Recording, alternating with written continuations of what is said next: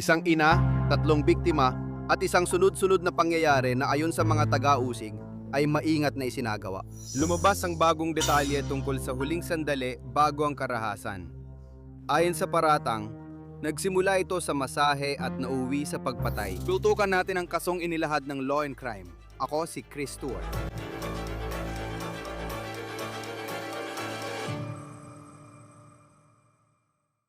Sige, mabilis lang. Pag-usapan natin ang app na ito. Magugustuhan mo ito. Ang tawag dito ay Upside. Nakakakuha ka ng cashback sa mga araw-araw na binibili mo, tulad ng gasolina, grocery, at takeout. Ganito ang gagawin mo. I-download ang Upside. Libre ito. Pagkatapos, mag-claim ka ng offer sa isa sa mahigit 100,000 lokasyon nila. Tapos magbayad ka gaya ng nakasanayan gamit ang iyong card. I-verify ang pagbili pagkatapos. Tapos makakakuha ka ng pera pabalik. Ganun lang kadali. Ginagamit ko ito pambili ng gasolina o takeout. Tinitingnan ko ang mga offer sa Upside. Pagkatapos kong gumastos, lumalabas ang pera sa app ko. Tapos inililipat ko agad ito sa bangko ko. Karaniwang kumikita ng $254 kada taon ang madalas gumamit ng Upside. Para makakuha ng cashback, i-click ang link sa description o iscan ang QR code at gamitin ang promo code na OTC para may dagdag 25 sentimo bonus kada galon sa unang tangke ng gasolina. Si Jenna Strobel ay kinasuhan ng siyam na bilang ng first-degree murder matapos umanong patayin ng ama ng kanyang mga anak at mga magulang nito sa kanilang bahay sa Timog, Chicago. Ngayon, alam namin na umano'y nagbigay siya ng pahayag na itinuturing ng pulisya na mga pahayag na nakapagdiin sa kanya nang inaresto siya. Pero hindi namin inasahan ang sinasabi ng mga prosecutor na sinabi niya. Ngayon, hindi mo talaga alam kung ano ang tunay na nangyayari sa isipan ng ilang tao. Nakakita kami ng mga larawan ni na Jenna Strobel at isa sa mga umano'y biktima niya, si Jake Lambert, na parang magaling silang magkapo-magulang. Pero bahagi lang ng kwento ang sinasabi ng mga larawan. Alam natin na iba-ibang pinagmulan at problema ng mga kriminal. Sa kasong ito, nakakagulat ang mga paratang, lalo na kapag nakita mo ang ganitong mga larawan. Mula 2021, ipinapakita rito si Strobel habang buntis sa isa sa mga anak nila ni Jake Lambert. Ngayon, hindi malinaw kung anong relasyon nila sa mga linggo bago ang mga pagpatay na ito. Pero siguradong may antas ng tiwala para sa mga sinasabi ng mga piskal na nangyari ilang minuto bago umano magwala si Strobel at gawin ang mga pagpatay na ito. Ngayon, ito ay isang krimen na sinasabi ng mga piskal na sinadya at pinlano umano ng ilang buwan. Simula pa noong nakaraang taon. Mayong araw, humarap si Strobel sa korte sa Will County, Illinois. Hindi pinapayagan ng mga kamera sa loob. Mamaya, pag-uusapan natin ang mga nangyari. Bago tayo magpatuloy, ibabahagi ko muna ang bagong impormasyon tungkol kay Jenna Strobel at ang sinasabi ng mga piskal na nangyari. Ngayon, Patch.com, ang unang outlet na nakakuha ng court document na isinumite ng mga piskal sa kasong ito na naglalaman ng detalye ng mga paratang. Isinumite ng mga piskal ang petisyon upang hindi payagan ng hukom na palayain si Strobel bago ang paglilitis. Hayaan mong sabihin ko, kung totoo ang mga paratang, isa siyang kalkuladong mamamatay tao. Nagsimula ito noong madaling araw ng Marso 23. Tumawag sa siyam na isang-isang ang mga kapitbahay sa Norway Trail, Tiny Creek Township, Illinois, 1 oras sa timog ng Chicago. Matapos marinig ang tila putok ng baril mula sa bahay ni na Patrick at Stacy Ford. Kasama rin nilang nakatira si Jake Lambert. Ngayon, rumesponde ang mga pulis para sa well-being check. Pagdating sa bahay, nakita nilang patay si Jake Lambert sa loob ng kotse sa labas. Mukhang in-execute siya. At hindi lang siya ang patay, pati ang kanyang mga magulang, ang kanyang ina at ang kanyang amain natagpuan ding binaril at patay. Ayon sa pulisya, nasa unang palapag sila ng bahay malapit sa pintuan. Si Stacy Ford, 54, at si Patrick Ford, 55. Alam naming mula pa noong simula, tinrato ito ng pulis bilang umano'y insidente ng karahasang domestiko. At hindi nang tagal ay nagkaroon na sila ng person of interest at ang taong yon ay naaresto. At ang taong yon ay si Jenna Strobel. Ngayon, si Lambert ay may 3 taong gulang na anak na lalaki at 4 na taong gulang na anak na babae kay Strobel. Sabi ng pulis, putol-putol at hindi tuloy-tuloy ang kanilang relasyon. Narito ang ilang detalye mula sa dokumentong nakuha ng Patch at ibang lokal na outlet sa Illinois, ayon sa mga taga-usig sa Will County. Ayon sa pulisya, dumating si Strobel sa bahay ni Lambert sa Crete Township sa pagitan ng 11:00 at 11:30 ng gabi, no Marso 22. Pagkatapos, di umano'y nagmaneho ang magkasintahan papunta sa isang reserbang pangkalikasan na mga 15 minuto ang layo. Ayon sa ulat, sinabi ni Strobel sa mga awtoridad na binanggit niya kay Lambert na may sorpresa siya para sa kanya noong gabing yon. Sinabi ni Strobel na sarado ang nature preserve, kaya nagpunta sila sa ibang lugar. Ayon kay Patch, inutusan ni Strobel si Lambert na i-recline ng upuan para mamasahehan siya sa likod. At binanggit niyang gumili siya ng massage gun. Ayon sa ulat, minasahe ni Strobel ang likod ni Jake ng mga 20 minuto habang nakadapa ito. Pagkatapos, sinabi niya sa mga autoridad na nang punahin ni Lambert ang kanyang paraan ng pagmamasahe, umano'y kumuha siya ng isang handgun mula sa ilalim ng upuan. Ayon sa mga piskal, nagpatuloy ang pagmamasahe at habang ginagawa ito, tinutukan ng baril sa ulo si Lambert nang humigit kumulang 8 minuto. Di sigurado kung alam niya na tinutukan siya ng baril sa ulo sa buong panahong yon. Na yon, sinabi ni Strobel na naisipan niyang patayin si Lambert doon mismo. Pero naisip din niya, ayon sa kanyang mga salita, na ipagpaliban ito at huwag gawin noong gabing yon. Pero ayon sa mga piskal, mga 8 minuto matapos niyang tutukan ng baril sa ulo si Lambert, nagpaputok siya, tinamaan at napatay niya ito. Batay sa salaysay ng mga piskal, nagyosi si Strobel at nagmaneho pa uwi sa bahay ng magulang ni Jake kahit nasa kotse pa ang bangkay nito. Sinasabing pumasok siya sa bahay gamit ang mga susi ni Jake Lambert at doon niya nadatanan si Patrick Ford. Tinanong daw siya ni Ford kung bakit siya nandoon, saka binaril at pinatay ang stepdad ni Jake pagkapagbukas ng pinto. Dahil sa kaguluhan sa may pintuan, bumaba raw ang nanay ni Jake na si Stacy. At sinasabing binaril din siya ni Strobel hanggang mamatay. Ngayon, ayon sa kwento, nagmaneho si Strobel pauwi sa bahay niya sa St. John, Indiana. Mga 15 minuto lang mula sa hangganan ng Illinois. Sa bahay nila, tinawagan niya ang kapatid at sinabing gusto niya ang kapatid niya ang magkaroon ng kustodiya ng mga bata, hindi ang sarili niyang mga magulang. Bukod sa umano'y pagpatay kay Lambert at sa mga magulang nito, sinabi rin niya sa autoridad na naisipan niyang patayin ang sarili niyang mga magulang ayon sa dokument. Nang maaresto si Strobel, kasama ng mga bata ang kanyang mga magulang sa bahay. Pasalamat at walang ibang buhay na nawala ayon sa ulat. Kaya mapapaisip ka talaga habang naririnig mo ang lahat ng ito, ano kaya ang nangyari para itulak ang isang tao na gawin umano ang ganitong bagay? Sa ngayon, hindi pa natin alam kung ano ang motibo sa pagpatay. Sabi ni Strobel, hindi niya gusto ang paraan ng pagsasalita ni Lambert sa mga bata at nakita niyang dominante ang mga Ford. Sinabi rin niya na pakiramdam niya hindi ligtas sa mga bata sa ama at mga magulang nito. Na ironikong pahayag kung isipin ng mga paratang ngayon at umano'y ginawa niya. Ngayon, sinasabi ng mga piskal na sina Johnny Strobel ang kanyang plano. Sinasabi nilang, sinabi umano niya sa kanila na meron na siyang ganitong plano mula pa nung nakaraang taon. Ang baril daw na ginamit ay binili para sa kanya para gawin ito noong Disyembre 2025. Bukod dito, bumili rin siya ng silencer online. Ayon sa pulisya, 2 pang silencer at bala ang natagpuan sa bahay ni Strobel at umano'y dati na rin niyang naisip ang magpakamatay. Ayon sa mga autoridad, una niyang plano ang tumalon mula sa bintana kasama ang mga anak.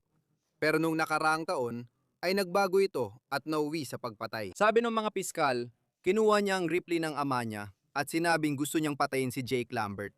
Pero wala pa siyang plano noon. Nakakaintriga na sinabi ni Strobel sa pulis na hindi niya kadalasang kasamang mga anak, wala siyang trabaho, at kusa niyang pinaalaga ang mga bata kina Lambert at sa mga magulang nito. Ngayon, alam natin na si Strobel ay nagkaroon ng naunang pakikisalamuha sa mga autoridad ayon sa lokal na media.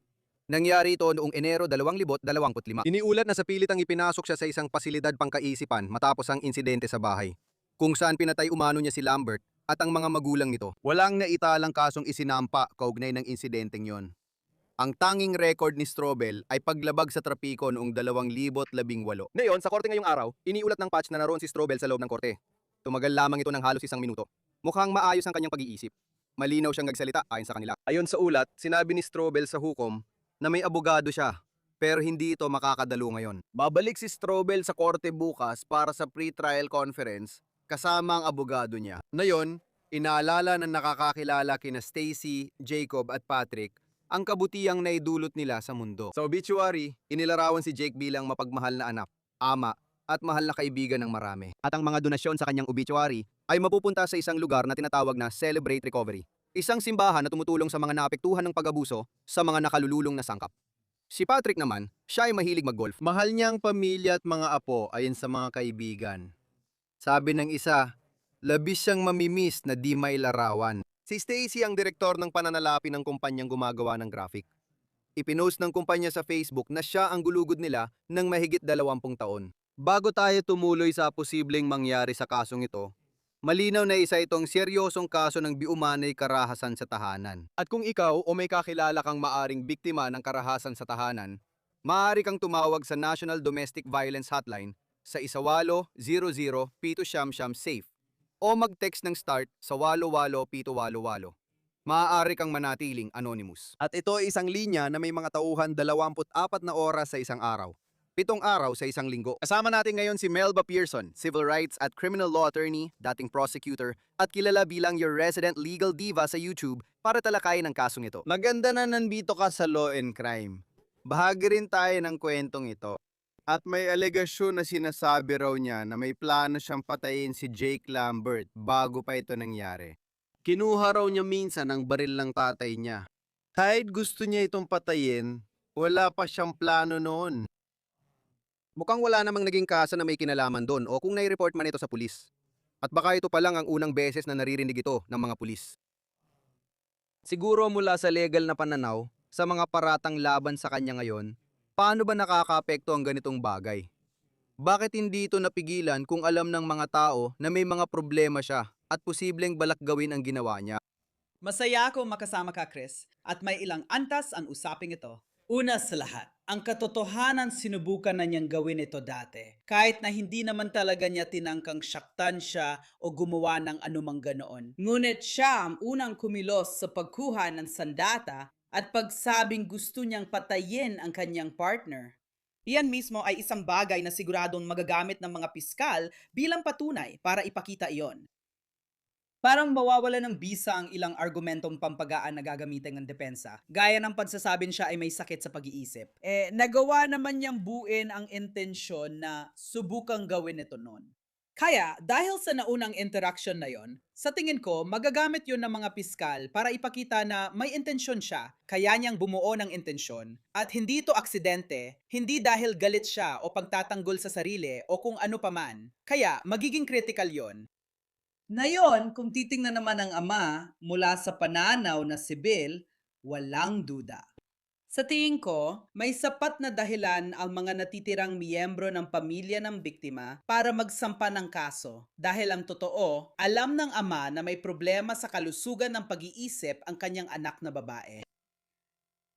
May baril sa bahay. Kinuha niya ang baril ng ama niya. Kahit hindi niya yon isinakatuparan, kinuha niya ang baril at sinabi niyang balak niyang patayin ang kanyang partner. Wala pa lang siyang plano noon.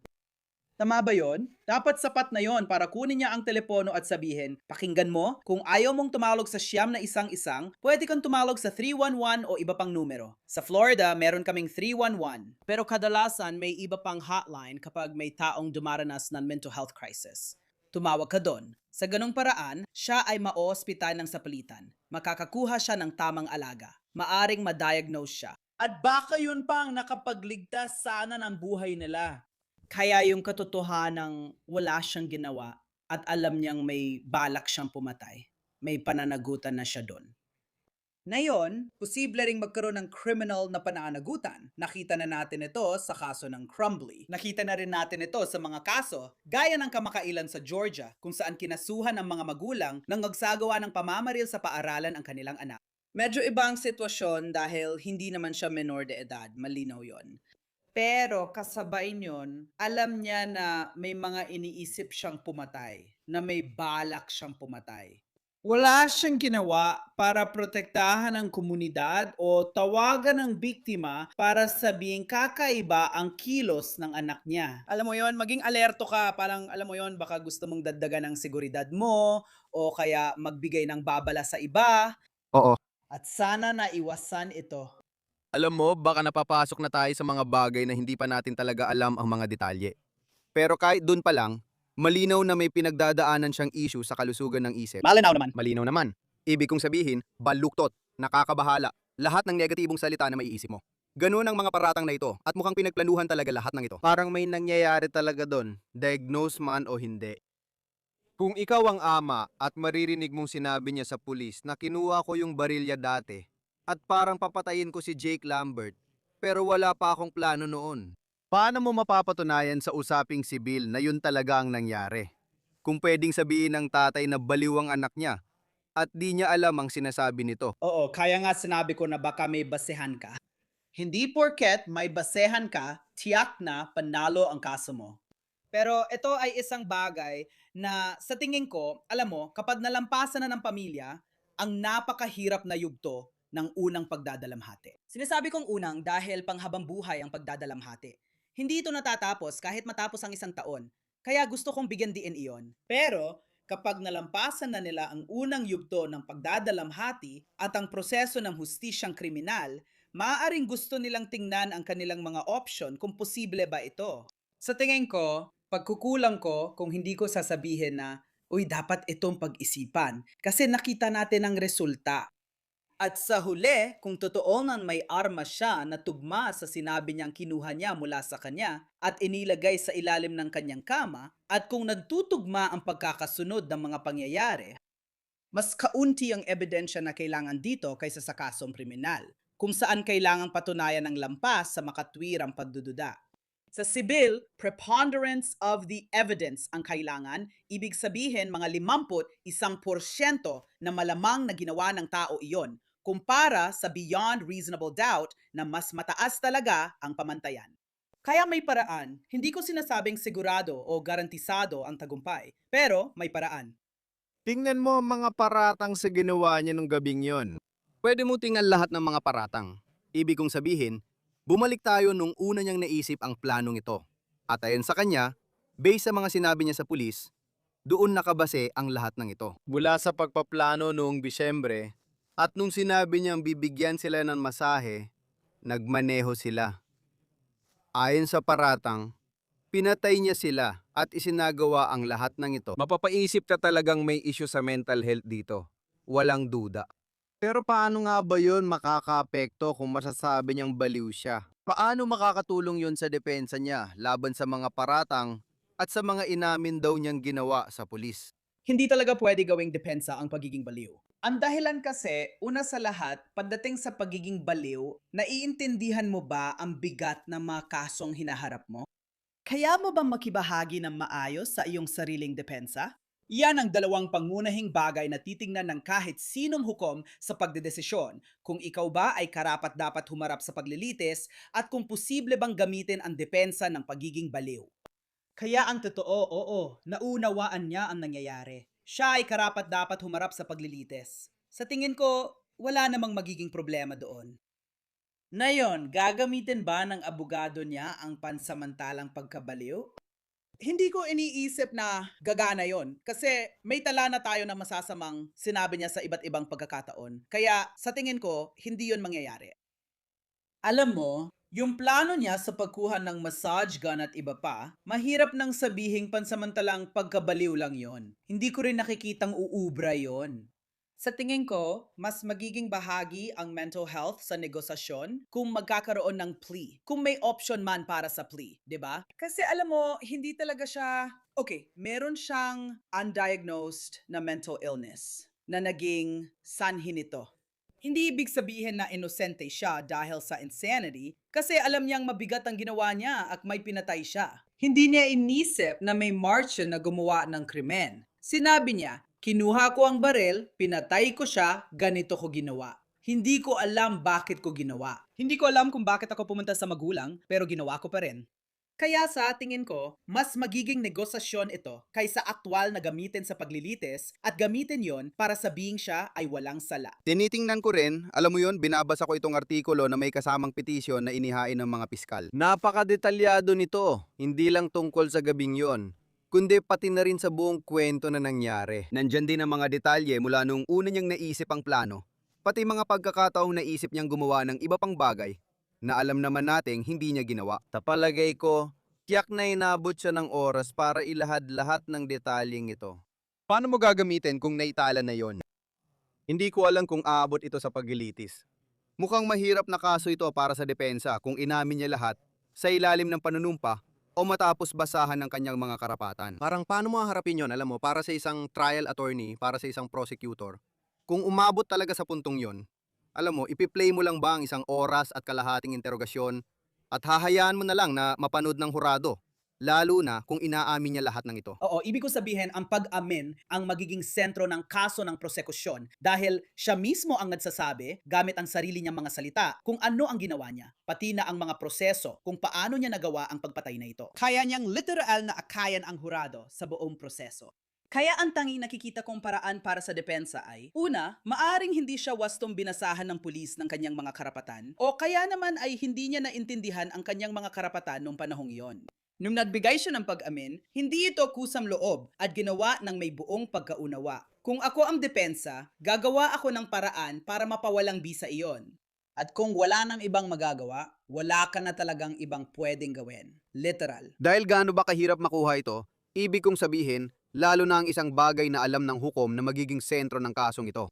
Gaano kalinaw dapat ang paglabag sa karapatan ng isang tao para mapansin ng hukom at masabing, alam mo, itong interogasyon at lahat ng inamin niya. Mukhang malakas pa rin ang kaso kahit wala ang mga sinabi niya dahil nagawa nilang iugme siya sa lahat ng iba't ibang bagay na ito. Pero siguro, gaano nga ba kadalas mangyari na may isang malaking ebidensya na ganito na pwedeng maibasura sa ganitong kaso? Uy, nangyari na sa akin yun. Kaya hindi imposible na mangyari talaga. Kasi nga, pinag-uusapan natin dito ay isang maliit na procedural na pagkakamali ng mga pangunahing investigador na pwedeng magdulot ng pagbagsak ng lahat. Kaya alam mo na, kung hindi nila naipaalam agad sa kanya ang kanyang mga karapatan, kung nagpapakita siya ng kakaibang kilos sa interrogation room, at hindi nila sinabi na, sige, tigil muna tayo, Tara. Siguro dapat tayong magdala ng doktor at siguraduhin na nasa tamang pag-iisip siya o tanungin, Oy, may na-diagnose ba sa'yo na sakit? Kailan ka huling uminom ng gamot mo? Mga ganong tanong.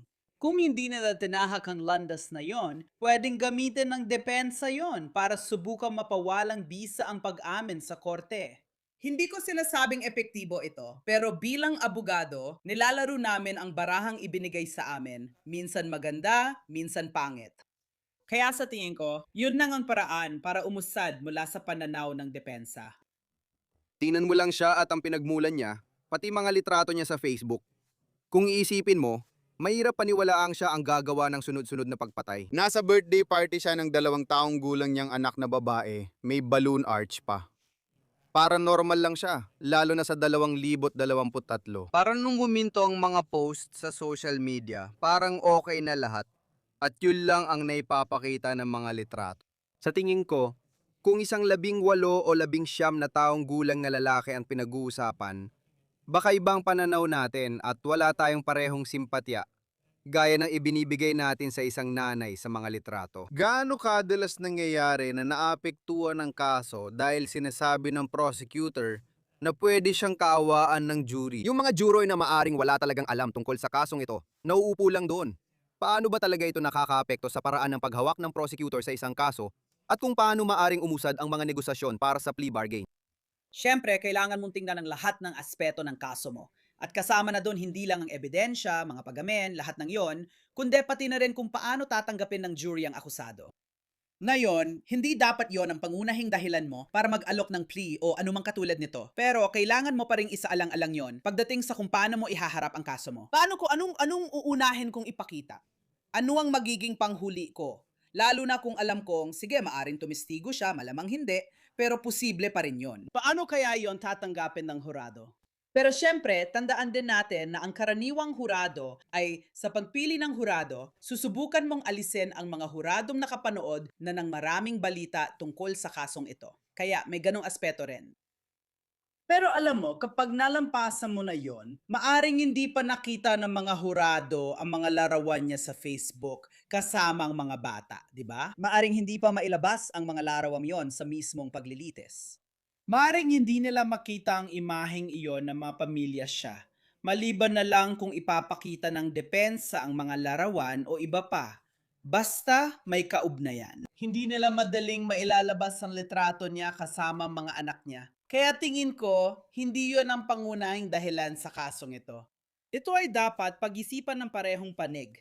Gaano kaya siya makakakuha ng simpatya? Dahil dito, kailangan ba nating magbago ng plano or mag-adjust sa sitwasyon? Naisip ko lang habang binabasa ko ang mga aligasyong nakasaad sa dokumentong ito ng korte. At para lang alam mo, mula sa amin, alam mo noong sinusubaybayan namin ang kaso, noong nakaraang linggo na hindi pa talaga namin alam kung ano ang nangyari. At pagkatapos ay malalaman mo kung ano ang pinaniniwalaan nilang nangyari dito mula sa masahe sa kotse. At pagkatapos ay pagmamaneo papunta sa bahay. At pagkatapos, alam mo, lahat ng ito, ano lang ang naging reaksyon mo? Reaksyon? Sa palagay mo? Habang binabasa mo ito, alam mo, matapos mong masubaybayan ang napakaraming ganitong kaso, matapos mong magtrabaho sa mga kasong tulad nito, ano ang namumukod tangi sa iyo tungkol kay Schrobel ngayon, matapos mong mabasa yon? At lahat ng ito ay, syempre, mga alegasyon, kumpara nung hindi pa natin alam ang mga bagay na ito. Ang antas ng pagpaplano at ang mga nauna niyang pahayag kung saan pinupunan niya ang mga magulang ng kanyang partner tungkol sa hindi niya gusto ang estilo nila ng pagpapalaki. Hindi niya gusto na may nalaligo kasamang isa sa mga bata. At alam mo, kahit na hindi siya ganun kapaliwanag sa lahat ng sinasabi, meron pa rin siyang mga ganitong ano ba ang pinakamagandang paraan para sabihin ito? Ibig ko sabihin, may mga oras na malinaw ang issue niya sa pamilya na sa ibang sitwasyon ay pwedeng magdulot ng motibo, 'di ba? Na pwedeng magdulot sa kanya ng ganong intensyon. Kaya alam mo, lahat naman ng aspetong yon para sa akin ay napapakita ng nakakabahalang larawan. At paulit-ulit pa rin akong bumabalik sa tatay. Parang alam mo namang may kakaiba sa anak mong babae? At sinasabi niya, kahit biro lang, kung sinasabi niya, uy, gusto kong patayin ang partner ko, wala pa akong plano. Hindi yun nakakatawa. Parang seryoso ako, ibig ko sabihin. Napansin ko rin, parang may issue pa rin dahil sa kasong pananakit sa tahanan noong Enero 2025 na binanggit nila. Pagkatapos, parang paulit-ulit silang naghihiwalay at nagbabalikan. Pero parang kahit papano, nung gabing yon, may tiwala pa rin si Jake Lambert umano sa kanya. At tingnan mo, siyang ina ng mga anak niya. Pero parang, kahit gaano nakakabahala ang lahat ng mga paratang na ito, parang wala siyang kaalam-alam na sa likod ng lahat, may mga plano na pala na nangyayari. Iniisip ko lang kung ano talaga ang relasyon nila at kung hanggang saan yun. Maaring wala talaga siyang alam. Bahagi ito ng karahasan sa tahanan at pang-aabuso sa matalik na kapareha kung saan may pabalik-balik na siklo, marahas na pangyayari, tapos biglang, ay, sorry, nangyayari ito sa magkabilang panig. Pwedeng babae ang nananakit sa lalaki o lalaki sa babae. Kahit sa same-sex na relasyon, pareho lang. Kaya baka naisip niya, siguro, tapos na ang pinakamasamang bahagi nito. Siguro sinusubukan niya makipagbalikan or baka naman, alam mo na, matindi lang talaga ang atraksyon. At inisip niyang wala namang masama kung makasama niya siya sa sandaling yon. Sa kasamaang palad, hindi pala ganon. Kaya paalala lang sa mga taong nasa ganitong uri ng relasyon, bihira talagang gumanda ang sitwasyon. Kaya maghanap kayo ng tulong. Ang RAIN ay isang mahusay na organisasyon na malaki ang ginagawa nila kaugnay ng karahasan sa matalik na kapareha at sexual na pag-atake. Tandaan, may mga mapagkukunan ng tulong. Pakiusap, humingi ka ng tulong at siguraduhin mong ligtas ka. Nakakalungkot ang kasong ito. Melba Pearson, lagi kaming natutuwa na kasama ka rito sa Law and Crime at natutulungan mo kaming maintindihan ang mga ito. Salamat sa pagpunta. Salamat sa pag-imbita sa akin, Chris. Dito nagtatapos ang On The Case ng Law and Crime. Mag-subscribe sa YouTube, Spotify at panurin kami sa Peacock. Ako si Chris Stewart, hanggang sa susunod.